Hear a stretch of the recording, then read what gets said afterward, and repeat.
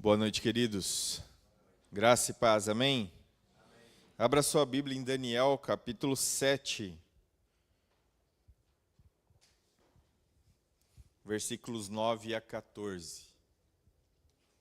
Daniel, capítulo 7, versículos 9 a 14. O título do nosso estudo é O Ancião de Dias e o Filho do Homem.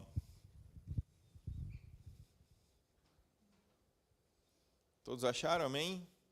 Diz assim o texto da palavra de Deus: Continuei olhando, até que foram postos uns tronos, e um ancião bem idoso se assentou.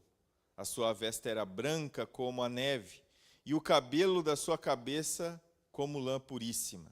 O seu trono era de chamas de fogo, e as rodas dele eram fogo ardente. Um rio de fogo manava e saía de diante dele. Milhares de milhares o serviam, e milhares de milhares estavam diante dele. Ele se assentou para julgar, e os livros foram abertos. Então continuei olhando, por causa das palavras arrogantes que o chifre proferia. Fiquei olhando até que o animal foi morto, e o seu corpo destruído. Ele foi entregue para ser queimado pelo fogo. Quanto aos outros animais, o domínio lhe foi tirado, porém lhe foi permitido continuar com a vida por um período de tempo. Eu estava olhando nas minhas visões noturnas e vi que alguém parecido como o Filho de Homem vinha nas nuvens do céu. Ele se dirigiu ao ancião, bem idoso, a ele foi levado. E foi-lhe dado domínio e a glória e um reino para que todos os povos, nações e línguas o servissem. O seu domínio é um domínio eterno, que não passará, e o seu reino é tal que não será destruído. Amém? Baixe sua cabeça, vamos orar. Bondoso Deus, nós nos alegramos de estar nessa noite na tua igreja, Pai, para estudar a tua palavra, para colocar nossas súplicas, as nossas orações, as nossas petições, agradecimentos a Ti. E também, Senhor, Te louvar com canções que exaltam a Sua soberania, o Seu cuidado, o Seu agir em nosso meio. Pai, nós queremos que nessa noite, ao estudarmos a Tua palavra, Senhor, nós possamos entender aquilo que é nos colocado e que o Teu Santo Espírito, então, nos guie, Senhor, a viver de modo a lhe agradar, a Te louvar, ó Pai. E assim, Senhor, também nós queremos reconhecer as nossas falhas, as nossas limitações, os nossos pecados, e arrependidos e presenteados pela Tua misericórdia, Senhor, queremos tirar lições para um viver piedoso que Te traz louvor e glória. Assim nós oramos no nome de Jesus. Amém. Muito bem. Vai exigir de todos nós uma atenção maior desde que nós começamos o capítulo 7. É importante nós olharmos o todo do livro. É importante nós lembrarmos daquilo que nós aprendemos quando fizemos a introdução sobre Daniel e sobre a literatura em si, e que a partir do capítulo 7 nós então introduzimos uma profecia, um texto apocalíptico, um texto que fala de questões do futuro para os seus leitores, mas que também fala de coisas presentes e nos chama a olhar para o texto não simplesmente com uma interpretação desconecta de tudo que já conhecemos, já que nós somos os privilegiados de termos a revelação por completo. Então nós temos que olhar aqui de uma maneira que nós possamos tirar proveito para nós hoje, ensino para nós hoje. O comentarista John Barton, ele fala sobre essa tensão do gênero literário aqui. E ele usa essas palavras: Sabemos que uma passagem que começa: as estrelas do céu cairão, o sol cessará de brilhar, a lua tornará-se como sangue, o fogo misturado com granizo cairá do céu. Provavelmente não vai prosseguir com essas palavras. No resto do país havia intervalos de sol e chuva. O que ele quer dizer é que nós temos que olhar no sentido completo aqui dessa revelação a respeito de coisas que estavam acontecendo, de coisas que viriam a acontecer, de coisas mais adiante ainda. Então, em nossa transição literária, apocalíptica, agora do capítulo 7, a verdade que é trazida a nós é de extrema utilidade. Nós precisamos sempre lembrar que essa leitura e esse método agora que nós devemos olhar para o texto como uma dimensão mais simbólica e dramática. E na primeira visão apocalíptica de Daniel aqui, já vimos 4 animais e que esses animais então emergiam do mar escuro. Mas nós sabemos que no próprio texto de Daniel tem a resposta que esses animais não eram animais literais, mas que eram reinos. Então, na semana passada, nós já entendemos o símbolo aqui, e nós temos que entender que há uma sucessão de símbolos a quais nós vamos ter que olhar para as Escrituras, para sanar as nossas tensões aqui a respeito desse livro, desse capítulo. E agora nós chegamos então à segunda parte da visão de Daniel. Aqui, em resumo, nós vimos que aquele animal descrito que tinha chifres e que no chifre tinha olhos e tinha boca, que era arrogante no seu falar, foi morto. Ele é tirado de cena. Mas que ainda continua aqueles outros animais, que não são animais, mas que são reinos, e que eles vão durar ainda um tempo. Então, quando nós olharmos para essa visão de Daniel, nós vamos conseguir olhar com um pouco mais de clareza. E a primeira coisa que ele vai fazer, trazer como destaque, é a sala do trono. E o sentido que essa sala do trono tem para aqueles que eram os animais, que na verdade são reinos. E o sentido é que há um juízo. Então, essa provocação arrogante do quarto animal, que é interrompida de maneira abrupta aqui, diz no versículo 9 e 10, né? Olhei e tronos foram postos, e o ancião de dias se assentou.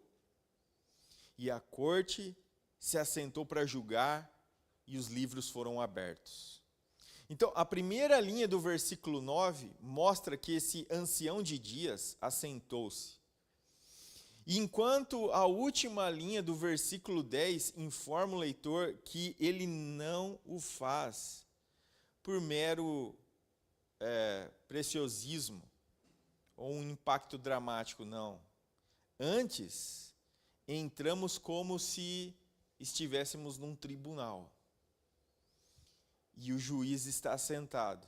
E o juiz vai fazer o quê? Dar uma sentença. Ele vai julgar. Então, antes de entrarmos nesse tribunal, onde o veredito são emitidos, as sentenças são decretadas para todo malfeitor, quem é esse ancião de dias, aqui de Daniel?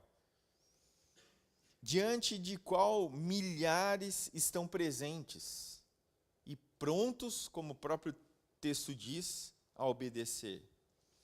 Outros livros da Bíblia apresentam visões em que também existe essa figura do trono. Isaías, capítulo 6, Ezequiel, capítulo 1, em cada caso, um símbolo de um governo, de um domínio, de uma autoridade. E, no caso, uma autoridade exclusiva do próprio Deus.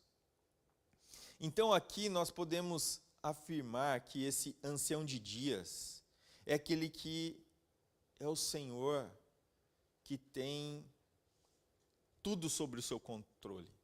Ele é soberano. E contra quem ele está agora lançando uma sentença. E Daniel, então, vai prosseguindo no seu esforço de descrever aqui esse ancião de dias. No entanto, uma vez mais, nós sabemos que Deus é Espírito. E então, se Deus é Espírito, nós temos que olhar para esse ancião de dias como um símbolo, uma figura. Não se trata de um idoso. Não se trata disso. É um simbolismo.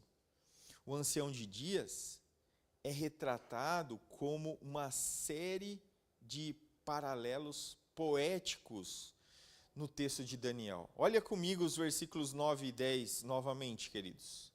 Continuei olhando até que foram postos uns tronos, e um ancião bem idoso se assentou, e a sua veste era branca como a neve, o cabelo como a lã puríssima. O seu trono era como chamas de fogo, e as rodas dele eram fogo ardente. Um rio de fogo, uma nave saía de diante dele. Milhares e milhares o serviam. Milhares de milhares estavam diante dele. Ele se assentou para julgar, e os livros foram abertos. Atemporal, ele é eterno. É puro, ele é santo. Então, esse ancião de dias é associado aqui também com o fogo. E o que nós podemos falar sobre o fogo nas Escrituras? Juízo. E é exatamente o que está acontecendo aqui. Alguns pedem que sejam cheios do fogo de Deus, né? Então querem ser julgados por Deus. Se soubessem, né, estariam pedindo a misericórdia de Deus e não o fogo de Deus. E na Bíblia, fogo, então, nós sabemos que significa isso, purificação e juízo. Né? Vários textos falam sobre isso. E o que está acontecendo aqui é que há um julgamento, um juízo. E o que Daniel vê imediatamente está descrito nos versos que seguem. Então, versículo 11. Continuei olhando, por causa das palavras arrogantes que o chifre proferia. Fiquei olhando até que o animal foi morto, e o seu corpo destruído. Ele foi entregue para ser queimado pelo fogo. Quanto aos outros animais, o domínio lhes foi tirado. Porém, lhes foi permitido continuar com a vida por um período de tempo. Então, o juízo é executado contra aquele animal que era arrogante. Há um juízo, e esse juízo trouxe morte, uma sentença de morte. Então, quando ele profere aquelas palavras arrogantes, ele é morto. Esse é o destino. E os outros animais, né, são privados do seu domínio, versículo 12. Embora continuem presentes, como uma sombra daquilo que eram. E durante um período de tempo, o texto diz. E que depois, quando nós chegarmos lá no verso 25, nós vamos entender mais essa expressão, um período de tempo. Mas a questão que não se deve perder de vista aqui, queridos, é que Deus queria que Daniel soubesse que a vitória suprema, a grande vitória de Deus sobre o mal, sobre o inimigo de cada um de nós, demoraria ainda por um período de tempo, um longo tempo, até que chegasse. E Daniel, ele está vendo aqui que o governo, o reino de Deus, não chegará de forma consumada no fim do seu exílio de 70 anos. Em vez disso, outro reino, e mais 2 depois desse, passarão.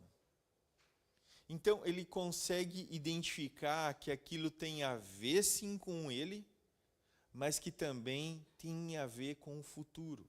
Por isso que o livro de Daniel nos chama a olhar não apenas para questões futuras, mas também não apenas para as coisas do presente, mas que nós podemos olhar nessa perspectiva que há coisas acontecendo nesse exato momento e há coisas que ainda vão acontecer. E isso cabe para nós também. Nós podemos olhar nesse sentido. E aí o que nós vamos enxergar é esse reino do Filho do Homem. E a visão então de Daniel, noite adentro, continua. E a visão que ele começa a descrever aqui, depois dessa natureza de um juízo para aqueles animais, é de salvação. Agora a gente precisa voltar lá para o capítulo 2, lembrar daquilo que já foi falado. Quando Nabucodonosor teve o seu sonho lá no capítulo 2, foi uma pedra, não feita por mãos humanas, que colidiu com a estátua composta de 4 metais preciosos, que nós falamos, relembramos, na verdade, na semana passada. E vimos então que a pedra foi identificada como o reino de Deus. Que no Novo Testamento anuncia o quê? A chegada daquele que venceu a morte, que ressuscitou, Cristo. E aqui, em vez disso, o reinado dos 4 animais é substituído por alguém como o Filho do Homem. Versículo 13. Então, a pedra do sonho anterior dá lugar a um indivíduo. E a personificação direta aqui não é novidade no texto. Se nós olharmos os 4 animais ali descritos, nós vimos que um deles tem algumas coisas semelhantes à do homem. Tem olho, tem boca, e é exatamente aqui a ideia da personificação. Então, de fato, a identidade do Filho do Homem, na visão de Daniel, é algo que, na teologia, queridos, é extremamente debatido durante muitos e muitos anos. Alguns defendem que o Filho do Homem desse texto é o próprio Daniel. Alguns defendem. Outros sugerem que é Israel. Então, há quem tenha esse ponto de vista de referências literais e menores em sucessão do próprio povo de Deus, de homens que foram relevantes na história. Há outros estudiosos que negam qualquer cumprimento dessa passagem na pessoa de Cristo, uma vez que para eles o livro de Daniel foi escrito muito depois dos acontecimentos que ele narra. Então, na perspectiva de alguns, esse livro nem profético é. Nós sabemos que até o capítulo 6, de fato, é uma história sendo narrada, mas que no capítulo 7 e em diante muda completamente.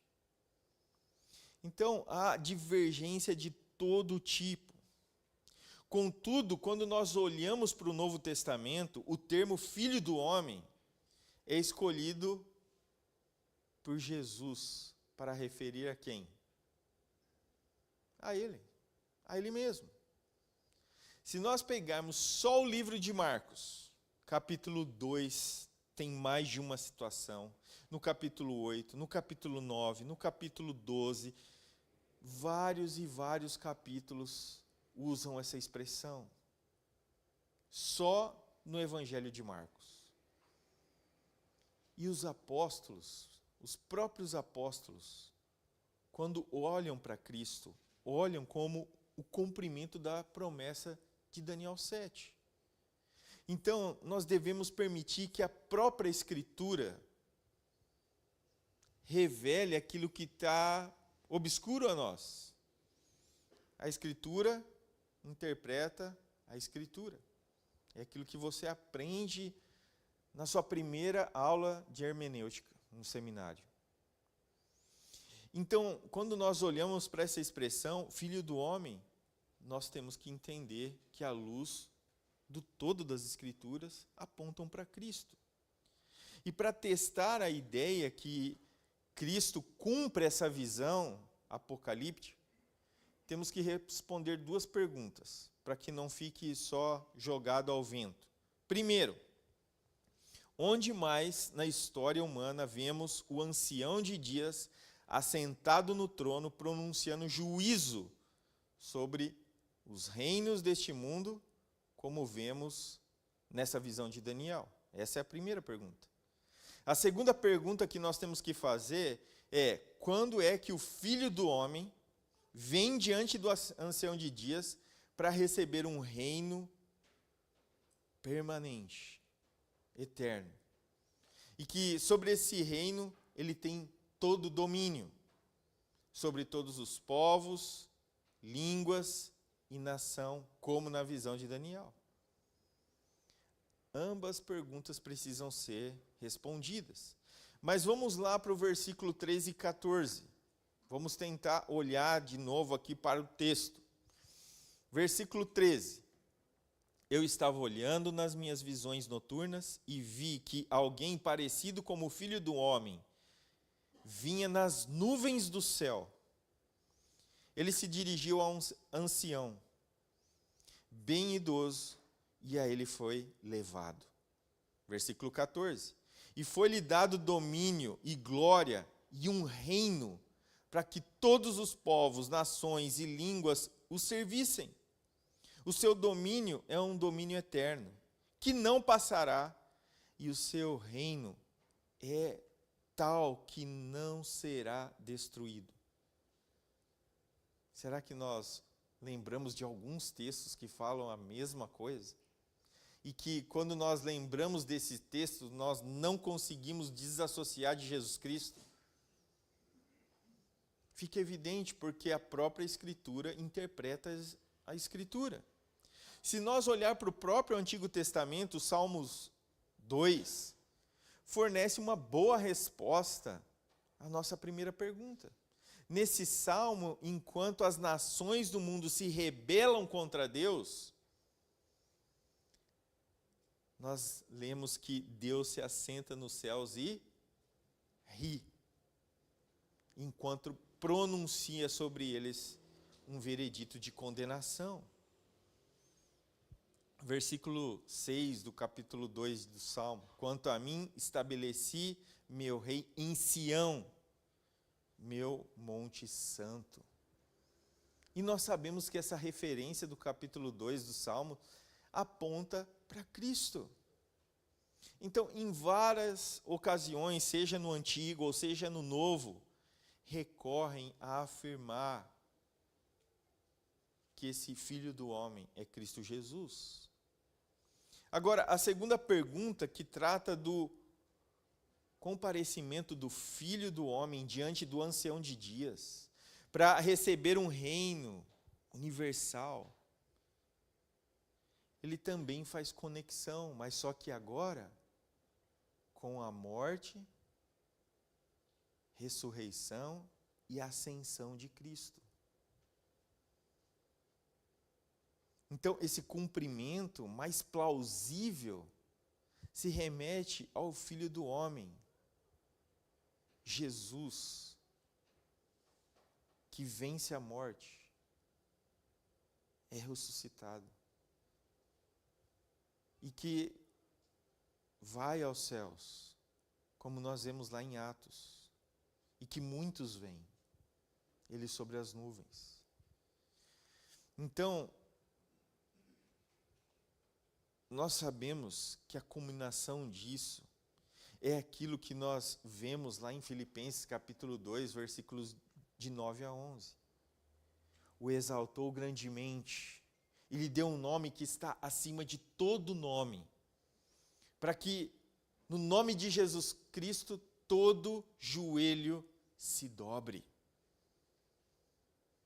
nos céus e na terra, toda língua confesse que Cristo Jesus é o Senhor, para a glória de Deus Pai. Amém? E Jesus, ele predisse tudo isso e se refere a Daniel 7. No momento que nós olhamos ali para o Evangelho de Marcos, Jesus, ele se coloca nessa condição de Filho do Homem. O fato que ele é o Cristo, o Filho de Deus.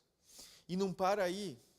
Quando nós olhamos para outros textos, nós vamos ver essa mesma autoridade, esse mesmo poder. Mas eu convido você a abrir comigo lá em Marcos 14, versos 62 e 64.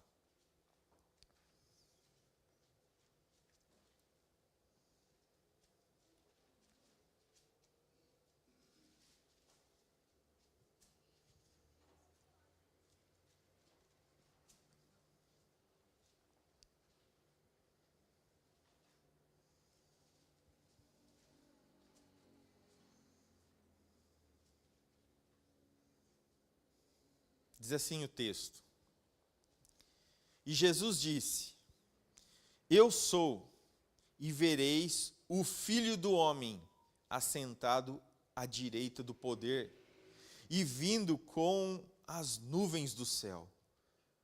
O sacerdote rasgou suas vestes e disse: De que outras testemunhas precisamos? Ouviste a blasfêmia? Qual é a nossa decisão? E todos o condenaram como merecedor da morte. E ele mesmo, o próprio Cristo, disse: Eu sou, e vereis o Filho do Homem, como o texto de Daniel. Note as referências aqui ao Filho do Homem, assentado à direita de Deus.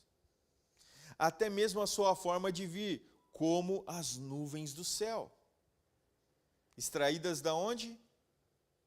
De Daniel, capítulo 7, versículo 13.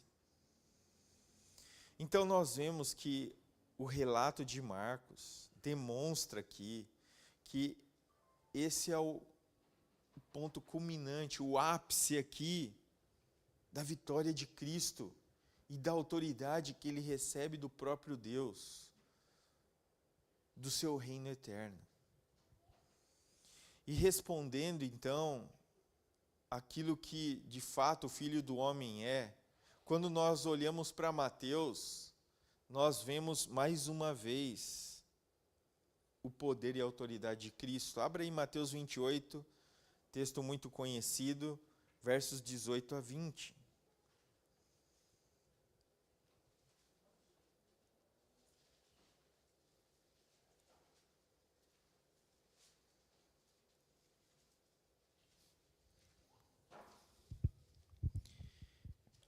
Mateus 28, versos 18 a 20. E Jesus veio e lhe disse: Toda autoridade no céu e na terra me foi concedida. Ide, portanto, e fazei discípulos de todas as nações, batizando-os em nome do Pai, e do Filho, e do Espírito Santo, ensinando-os a observar tudo o que vos ordenei. E eis que estou convosco sempre, até o final dos tempos. Note que a morte e a ressurreição de Jesus indicava toda a autoridade no céu e na terra lhe havia sido concedido. Quem lhe concedeu? O ancião. Quem? Deus, o Pai. E era uma autoridade que se estendia sobre todas as nações, no que diz respeito àquilo que ele recebeu do próprio Deus. e isso para todo sempre. Então, essas foram as palavras antes da ascensão de Cristo. Antes de fato dele sentar no trono, no céu. E essa é a abordagem de Daniel capítulo 7, que aponta para o Filho do Homem, para Cristo, e sobre a autoridade que ele tem por conta da sua vida, da sua morte, ressurreição, ascensão, e aguardamos ansiosamente o seu retorno. Se então, como nós falamos na semana passada, se uma imagem vale mais do que 1000 palavras, então o que poderia ser melhor do que olhar para o texto de Daniel 7 e fazer essa conexão com o próprio Jesus e aquilo que ele mesmo falou. E aí, então, eu quero fazer o transporte para mim e para você. Quando nós olhamos para o versículo 14 lá de Daniel, que falam de que todos os povos, nações e línguas o sirvam, qual é a sua resposta a isso? Você o adora? Você dobra os seus joelhos diante dele, mas não simplesmente como um ato religioso, mas como Senhor dos Senhores? Você se submete à palavra dele? Você está levando às últimas consequências aquilo que ele o deixou para que eu e você pudéssemos viver aqui de uma maneira digna do seu chamado a nós, da sua vocação? Se realmente nós estamos aprendendo algo sobre esse Cristo revelado nas Escrituras, e que se de fato nós entendemos que Ele é suficiente para nos salvar, que nós possamos viver aqui o quanto Ele permitir para a glória dEle, demonstrando que de fato Ele tem autoridade sobre os seus. Ele mostra essa autoridade em corações redimidos, salvos, em corações que foram transformados, que hoje conseguem de fato viver para a glória dele e não mais para si mesmos. É isso que nós vemos em corações que foram de fato regenerados para uma nova vida. O anseio de adorar, o anseio de se prostrar, de se submeter à autoridade do Cristo. Então, irmãos, fica para nós essa reflexão a respeito daquilo que nós aprendemos e aquilo que nós vemos revelado nas Escrituras, que Cristo é Senhor e nós somos seus servos, enquanto Ele nos permite estar aqui. E de fato nós temos visto, pelos acontecimentos últimos, que o nosso mundo está caminhando de fato para o fim, mas não para os salvos. Para o fim, porque Cristo está voltando. Nós que estamos em Cristo temos uma segurança, nós temos um conforto, mas estamos ainda nos dias, nos tempos finais. E o que nós estamos fazendo para que outros possam ouvir sobre o Cristo, o seu poder, a sua autoridade? Então, que nós possamos viver de modo a testemunhar da obra de Cristo em nós e que mais pessoas possam ser alcançadas. Que mais pessoas possam, de fato, entender o Evangelho, as boas novas de salvação. Que haja novidade de vida. Coração de pedra que se transforma em coração que pulsa pelo Evangelho. Amém? Baixe sua cabeça, vamos orar. Bondoso Deus, obrigado pela Tua graça, pela salvação que temos em Cristo Jesus, porque Ele é suficiente para nós, Ele tem toda a autoridade, Ele é o Senhor dos senhores. E nós, Senhor, como salvos, queremos viver o quanto o Senhor nos permitir de modo digno. Que nós possamos testemunhar da obra que foi operada em nós, da mudança. Que nós possamos reconhecer os nossos pecados, a nossa miséria e arrependidos, confiar plenamente em Cristo, porque só Cristo pode nos salvar. Essa é a nossa oração em nome de Jesus. Amém. Boa semana a todos, Deus abençoe e até as próximas programações da nossa igreja.